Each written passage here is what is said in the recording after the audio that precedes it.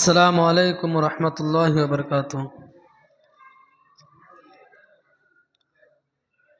الحمد للہ رب العالمین والصلاة والسلام علی رسولہ الکریم، اما بعد فاعوذ باللہ من الشیطان الرجیم، بسم اللہ الرحمن الرحیم۔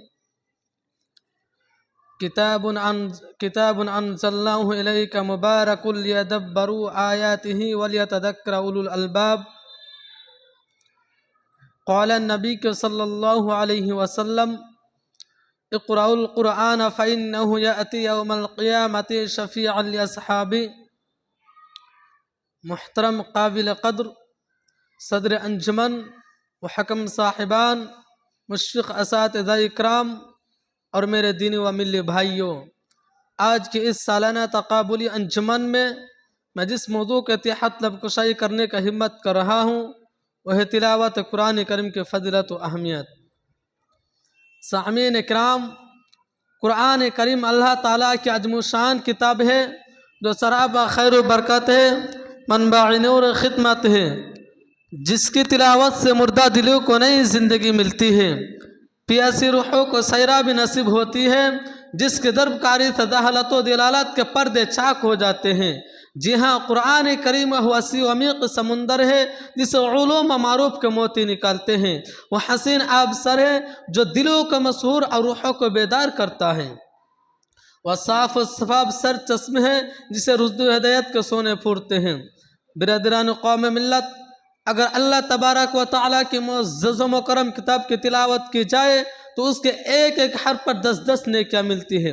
جیسا کہ حضرت عبداللہ بن مسعود رضی اللہ تعالیٰ عنہ سے روایت ہے کہ رسول اللہ صلی اللہ علیہ وسلم نے ارشاد فرمایا: من قرأ حرفا من کتاب اللہ فلہ بہ حسنۃ والحسنۃ بعشر امثالها، لا اقول الف لام میم حرف ولکن الف حرف ولام حرف ومیم حرف، رواہ الترمذی، حدیث نمبر 291۔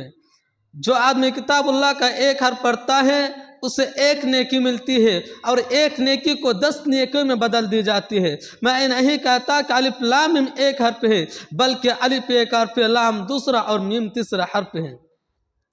قرآن کریم اپنے پڑھنے والوں کے لیے شفاعت کرے گا، جیسا کہ حضرت ابو ہریرہ رضی اللہ تعالیٰ عنہ کا بیان ہے کہ نبی کریم صلی اللہ علیہ وسلم نے ارشاد فرمایا: اقرأوا القرآن فإنه يأتي يوم القیامة شفیعا لأصحابہ، کہ تم قرآن کریم تلاوت کرتے رہو کیونکہ یہ قیامت کے دن تلاوت کرنے والوں اور اس پر عمل کرنے والوں کے لیے شفاعت کرے گا۔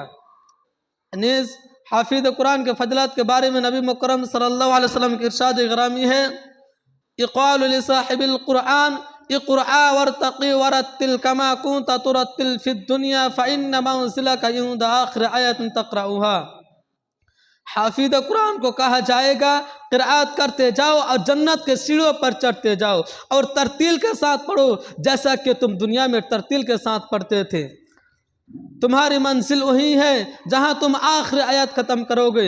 اسی طرح آپ صلی اللہ علیہ وسلم کی ارشاد گرامی ہے کہ جو شخص قرآن کریم کا ماہر ہوگا وہ بڑے معزز و مطیع فرشتوں کے ساتھ ہوگا، جیسا کہ بخاری مسلم کی روایت ہے۔ سامعین اکرام، تلاوت قرآن کریم کے دوران رحمت باری تعالیٰ کا نزول ہوتا ہے۔ حضرت براء رضی اللہ تعالیٰ عنہ بیان کرتے ہیں کہ ایک شخص سورہ کہف کی تلاوت کر رہا تھا، اس کے پاس اس کا گھوڑا رسیوں کے ساتھ باندھا ہوا تھا۔ اچانک ایک بادل آیا اور اس شخص کے اوپر چھا گیا، پھر وہ گھومنا اور اس کے قریب ہونے لگا، جس سے اس کا گھوڑا ڈر کے مارے اچھلنے لگا۔ جب صبح ہوئی تو وہ نبی اکرم صلی اللہ علیہ وسلم کے پاس آئے اور اپنا واقعہ ذکر کیا۔